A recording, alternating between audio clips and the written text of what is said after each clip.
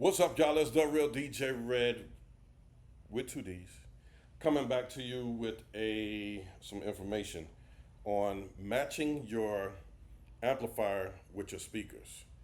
And what I mean by that is, um, look at your speakers and see what they require on an RMS power. Don't look at the max. Don't look at the peak. If you're going to end up playing your speaker at the peak or max, they're going to blow. There's only a certain amount of time on this is going probably I might say with almost any speaker. There's only a certain amount of time that you can play that speaker at max power. So therefore, make sure you match up your amplifiers with your speakers. Um, and I'm gonna get into it with this in a little bit. With the um, amplifiers, you want to go somewhere around 50% more than what you need for the speaker. And here's the reason why. So that way, your amplifier is not running into the clip or running into the red for someone that don't know the clip. You don't want your amplifier playing at maxed out 50, of no, not 50, but maxed out with a red light coming on all the time. You should never have the red light coming on your amplifier. When you do have a red light coming on, the clip light coming on to your amplifier, either the amplifier is not getting enough power, so therefore it's struggling to get that power out, or you're just having the signal too high that's going into the amplifier, whether it's coming from your processor, your controller, or whatever. And that goes the same with your powered speakers. I got the EVZLXs up here. I got the EKX here. You should never see, for those of you that do have EVs, on the DSP screen, clip going at max letters going across your, across your DSP screen or input or something like that. I know it shows up clip on there. You should never see it pop up at max power like that in capital letters on there. When that happens, back off of it. I know with the EVs, you run it like that for a little while. With the technology that's on there, it's going to start to compress a little bit, and it's going to hold it until you back off of it. Then it'll start to release again. With the passive system, unless you have a some sort of compression on there, whether it be a drive rack or a speaker control system or whatever that has compression on there, and you have it set right, then that will work also. If you don't, you will fry your speakers. With the speaker here, let me get into it real quick. With this speaker here, this is a PRV 18SW2200. This is what I'm running on my passive system, as well as my, let me tilt this down here, my passive system, as well as my EV 18-inch subs, which I did a replacement on them last year. It was a replacement slash upgrade. I've never had a problem with the 18-inch subs. We have 4 of them in our inventory. We've used them several times. Before that was always my go-to stuff. Now I'm moving with the EKX 15s, which they sound phenomenal. But I've replaced the original drivers, woofers rather, with the PRVs, and they sound phenomenal. I put the 2400s in there. It was a little bit more than what I need, but they sound phenomenal. I find that the amplifier is not playing as hard as I used to play it before. We never ran those into the peak like that, or into clip that it'll start pushing real hard and shut it down. We've never had none of them cut off.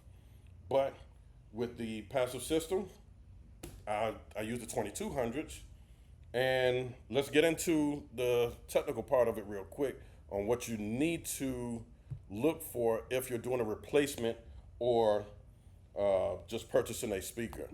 First thing you want to know is what your amplifier is putting out. You want to match your numbers match the amplifier up with the speaker. Just don't get an amplifier if your speaker says 3,000 watts.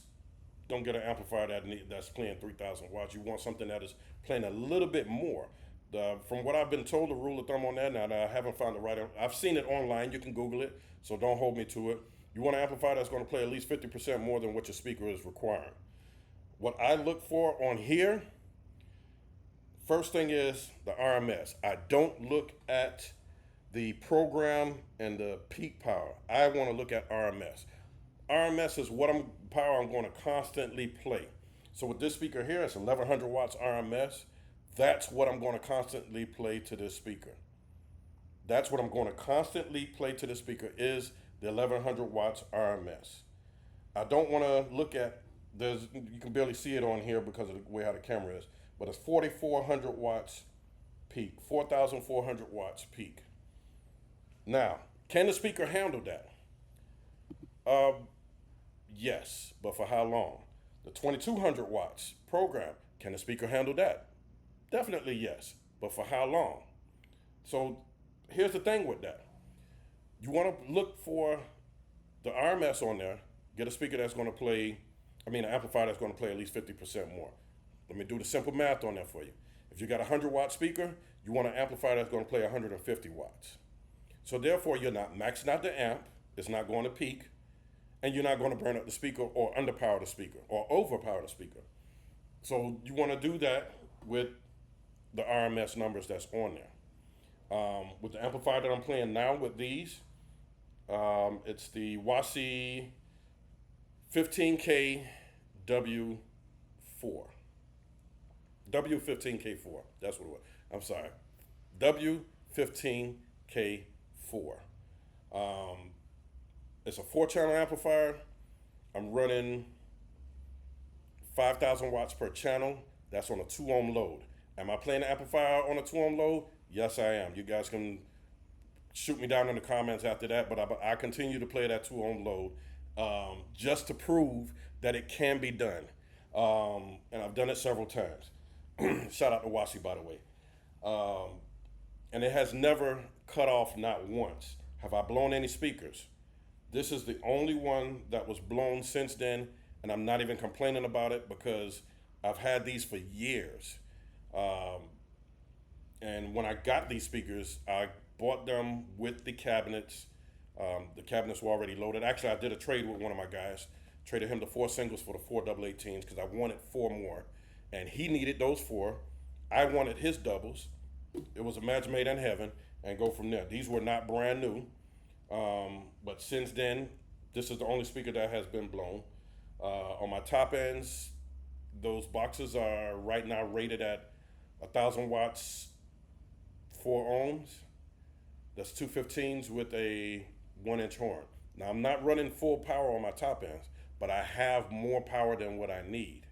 And since then, my top end has been phenomenal. It's been super clean. My low end, the same thing.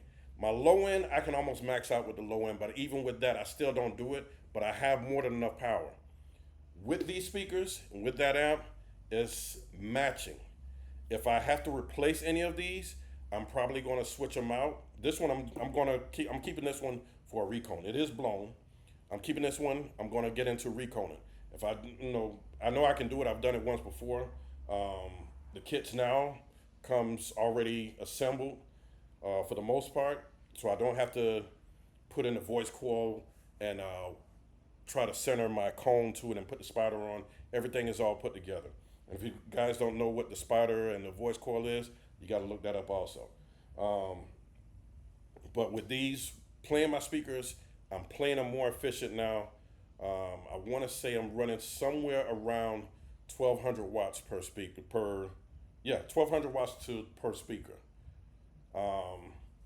With that being said, I am playing these perfectly. So let's say 1,200 watts per speaker. That there gives me 4,800 watts on one channel of that amplifier. That amplifier is putting out 5,000 watts. So again, I'm matching it real good on here. I'm matching those real good. I'm not running a full power to that amplifier, but I can I can get it up to 5,000 watts, but there's no need to. When I say that these things play, and again, I'm matching them, the amplifier, with the RMS of the speaker. The RMS for the speaker, I'll show you again. I'll show you that everything down on the speaker is a PRV, 18SW2200 is an 8 ohm speaker, 1100 watts RMS. That's what we look at. We don't look at the peak power on it. We look at the RMS. The RMS is what you want to be able to play night after night, event after event, and that's how that works right there. The RMS power. You want to be able to play that. Your amplifier can match it. Go 50% more than what this is. You don't want to go to 4,400 watts peak power on this because it's not going to last. Will it play? Yes. How long will it play? It might play an hour. It might play 30 seconds. You will fry your equipment running it at peak power like that. And that goes with any speaker. I'm not going to run through the list of brands. It's all a preference on what everyone uses. I'm using the PRV right now. It's been working for me. I use it on my horns if I have to do, even with the EKXs, if I have to do a replacement on there, I'm putting the PRVs on there. With my passive system, everything on there is PRVs except for my 15-inch tops. It's PRV horn drivers, but eminence on the 15s. Eminence on the 15s. But it all matches up. Everything matches up. So again, before you buy a speaker, before you buy an amplifier, if you're going to get ready to buy an amplifier, know what speakers you have or know what speakers you plan on getting, vice versa. If you're getting ready to buy a speaker, know your amplifier, know what it puts out. Know what you're putting out at each ohms, 8 ohms, 4 ohms, 2 ohms, if you're playing at 2 ohms. I don't recommend playing 2 ohms on most amplifiers. I do it. Don't do what I do. Read up on what your amplifier is putting out or what it requires. But again, don't run the speakers at max. Run them at RMS. That's where it should be at. You run them at RMS, it'll last a lot longer. Again, I want to say even on a not PRV, but PV's website, I don't know if they still have it up on there with some of their speakers that they had from a long time ago, the Black Widows. It'll show you what the speaker puts out at peak, RMS, continuous, and all of the other stuff there. And it will probably tell you how long it will play at peak. So again, just because it says 2,200 watts, I don't want to run 2,200 watts to it. I'll run the RMS on that all day. I'll run the RMS on that all day. The speakers will last longer. And that is the bottom line to it. The speakers will last longer. If they last longer, that means more money that you make and less money that you spend in repairs or replacement and stuff like that. With that, I mean, this, you match up, I'll say it over again, you match up your speakers with your amp. Do the numbers on that. Just go 50% higher on the amplifier. And then you should not have any issues whatsoever. You should not have any issues with it whatsoever. It should last a long time and go from there. With that being said, y'all, this is your truly with DJ Red. I'm getting ready to get up out of here. Leave comments down below. If I was wrong on anything, let me know. But do your homework on there and look up for what you need for your system. Look up what you need for your system. Look up what your amplifier puts out. If you're getting ready to buy speakers, make sure you buy some good quality speakers that'll hold up on your amplifier. You don't want to buy something and then go to an event and it doesn't last. I've seen that happen before with some DJs. I did some replacements and they drove the system to the max and brought it back. And I was like, okay, what happened? How did this happen? Oh, I turned it up. Okay, how far did you turn it up? They had it at full blast at peak, and it lasted maybe about 30 minutes or less, not sure. But you don't want to run the system like that. You don't want to run your powered speakers passive system like that. Run it at a decent volume. Your amplifier should never go into the clip. You're looking for problems when you do that. With that being said, y'all, I'm George Truly One DJ Red. Make sure you be a blessing to another. That blessing will come to you. Treat each other the way that you will want to be treated and not the other way around. I'm out of here. Peace.